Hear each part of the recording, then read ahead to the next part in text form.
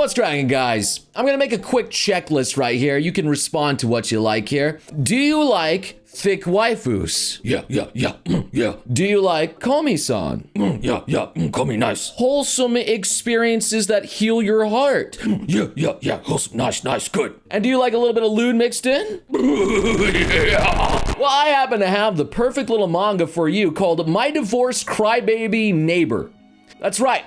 That's the actual title of it. There's a little bit of backstory to this one out here. The author of this one is a webcomic artist called Zugoya. I know technically this isn't a manga, but it actually technically is a manga because the series or the webcomic got into a tankobon, if that's the proper way to say it. It got put out there and it is officially a manga now. So technically this series is still accurate. And Zugoya really had the best motivation for drawing this series. And I want to draw a lighthearted manga sometimes. That was it. They didn't even a manga page about this. Had a little thing about this, that's all. What's the story about? Well, it's summed up in the next panel. I'll do a story about making friends with a neighbor with no self-confidence and pudding hair and huge badonkadonks. That was the story behind that. And boy, did this one take off. A lot of love was put into this, and I've seen it in a few memes, and I've wanted to talk about this manga for a while, and boy, do I need to sell you on this manga because it is amazing. The story starts out with Ochiai-san moved into the apartment next door. She's a gloomy woman, probably a little older than me. Word going around is she's divorced. Not like that's all that's important, but from time to time, I can hear her sobbing through the wall. That's a little bit sad. I don't think she's a bad person, though. The other day, she grabbed my wallet from me after I dropped it. So you can see, like, this woman has some problems. Obviously, anybody that's divorced is going to have some problems. So there's a little bit of backstory here. It's not all happy and sunshine and rainbows at the beginning. This manga is mostly about this woman going through a healing process of being divorced from a husband that mistreated her. And where does she get this help? Well, from this protagonist-kun that's kind of like Mirio and Bakugo kind of combined together. Just more of just Bakugo's hair and Mirio everything else. He even has the dot eyes that Mirio has occasionally too. But anyway, to sum it up real quickly, first chapter, older man flirting with the dude. She can't say anything because she's bad at talking to people. So the guy helps her out and gets the guy out of there with a little bit of violence. Probably not the best way to go about that. You don't just beat up people that are hitting on women, especially since he doesn't seem to be, wasn't really doing anything. I mean, I guess he was touching her without consent, so I guess there's some means to step in there. You can see that this woman is not doing so hot. From this little panel right here, and this is where the artist shines the most. Thank you so much. With her crying, you can see from her facial expression that she is not well. She is not doing good. And if you go a little bit lower, you'll see the other thing that the author is very good at drawing. I mean, Zugoya has done quite a few other works here. Some of them would include blue skin, big boobas, and a freaking loner.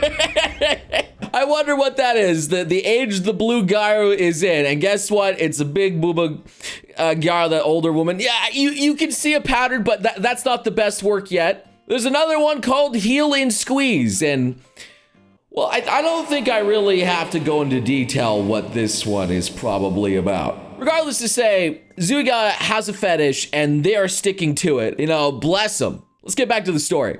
So the guy's like, hey, no worries, we're neighbors. I don't have a problem helping you out. And you can see she's got issues. I couldn't even turn him down, even though I'm a grown woman. This is why I'm so, it's like she's all doom and gloom, runs away. And, you know, it's kind of sad. Like, you wonder if she's going to be okay. But you get, like, these nice little comic panels that's showing a lot of emotion. Her just turning around, and he's a good person, you know? Like, I really like the facial expressions. Yeah, the backgrounds kind of look like something out of the One Punch Man manga original one. Not talking about the beautifully drawn one. I'm talking about, like, the original one. This guy is terrible at backgrounds. But the facial expressions and just the bodies and everything, this person is pretty good. So anyway, she meets up with him again, and she sees him down the street and gives him a little bit of snackies for helping.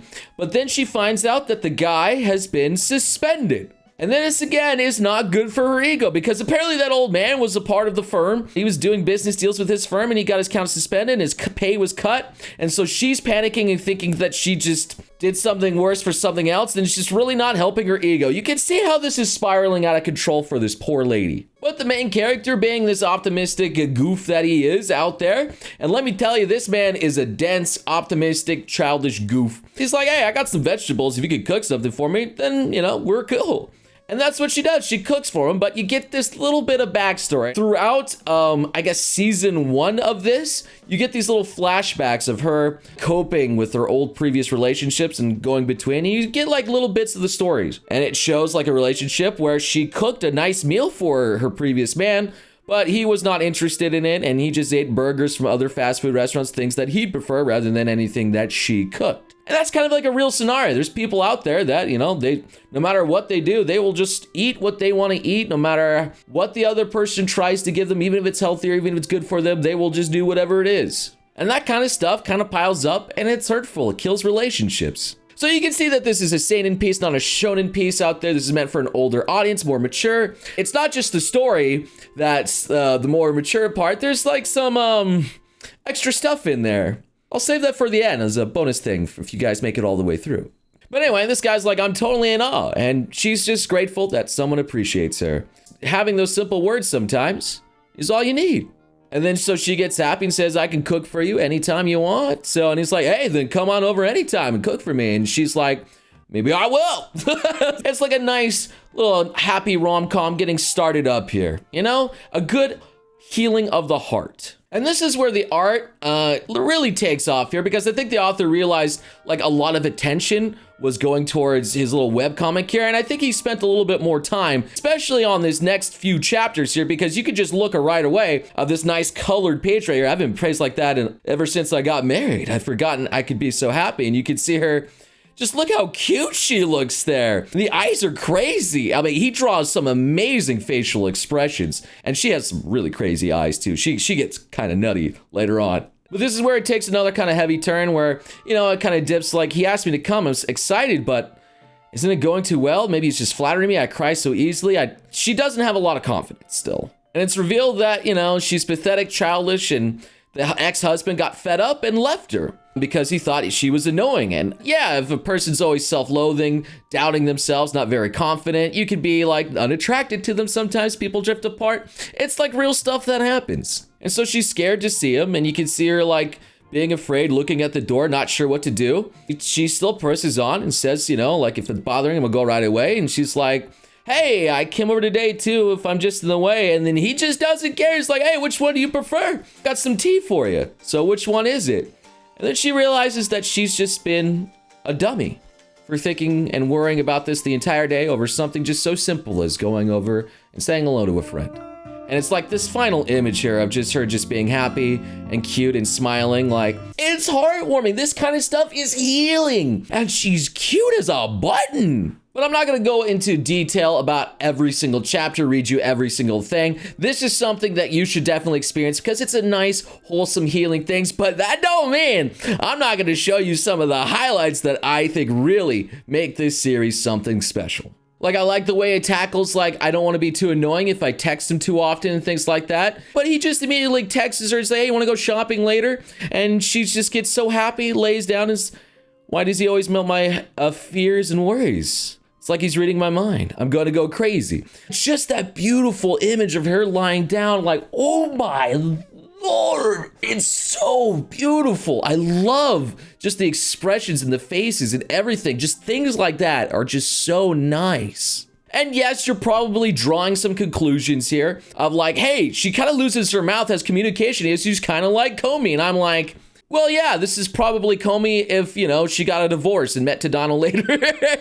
I really don't know what else to say. And another good chapter where he takes her on a date and she's like happy to be like even wearing skirts, things that she normally doesn't even wear. And she's like gets reminded that, hey, that's right, I was over here with my ex-husband and I was at expensive restaurants. I felt like I was growing up, but that wasn't the case at all. She gets a little depressed over that, but the boy brings her back, takes her to like some sweets. And even though she's grown up now, it's still okay to be a little bit childish, enjoy some of the other things. You don't have to go too fast. You don't have to be too quick to grow up and experience the world out there and rush ahead of things. Like it's got some nice moral messages and some heartwarming things out there. And it's like pushing that message, like it's okay not to rush to grow up and just go at your own pace. And sometimes, like me, who's a big internet kid himself, talks about manga all day, plays Pokemon, has a couch full of Eevees. Well, I could say, you know, at least I do taxes.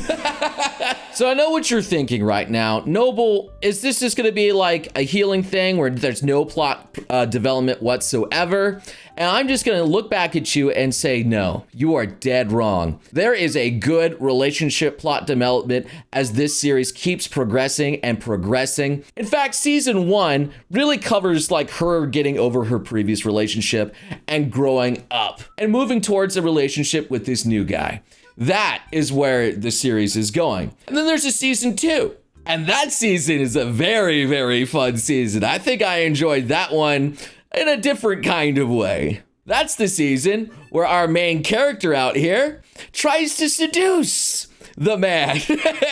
In this one, she's like really trying to get the image, and you can tell that she wants some of the perverted stuff to happen out there. And that's where this series also shines, because it's got some nice, wholesome, but also wholesomely and tastefully lewd elements there too. Like Markiplier style. Like this scene right here where the man's just giving her a massage. Just like, okay, here we go.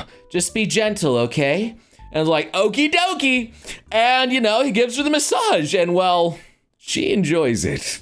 Oh, she enjoys it.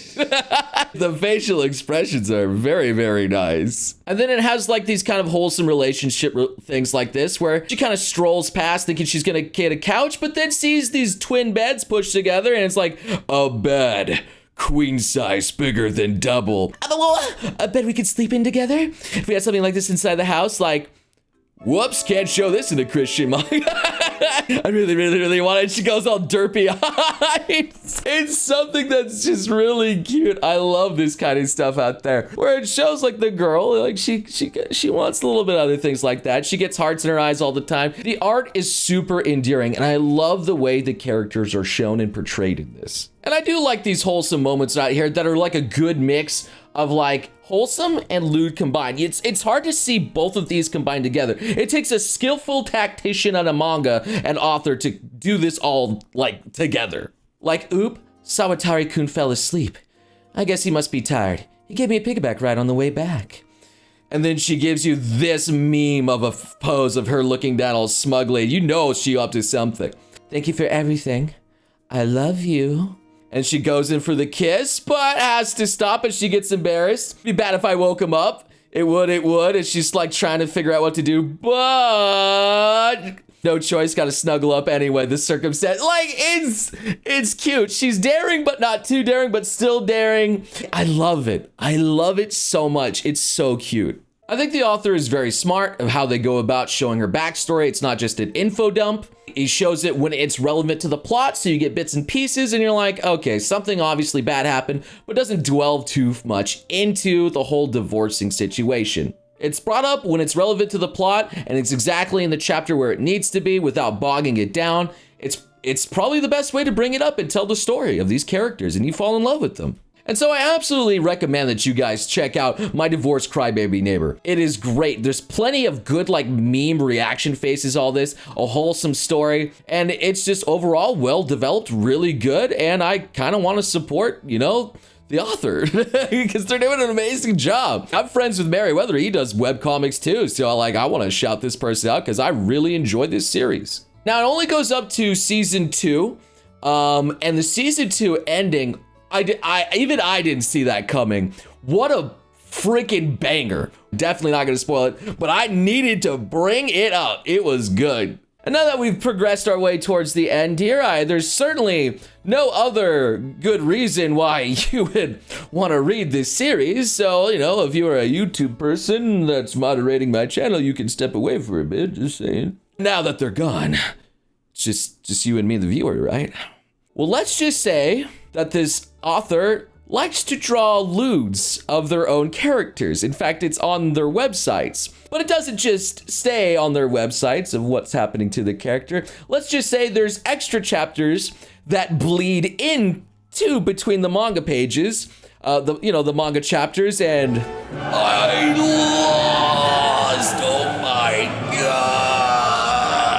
There's some amazing fan service, man. Anyway, that's that's about it. If you guys want to see some more manga recommendations, you enjoy these kinds of stuff out here, definitely slam that like button. Let me know. Subscribe for some more because I have other good manga out there that I just want to share with you occasionally here. So it's nice sharing some of these funds. I'm glad you guys enjoyed this series, this new series. And for now, thank you so much for watching, and I will see you beautiful sons of guns again next time.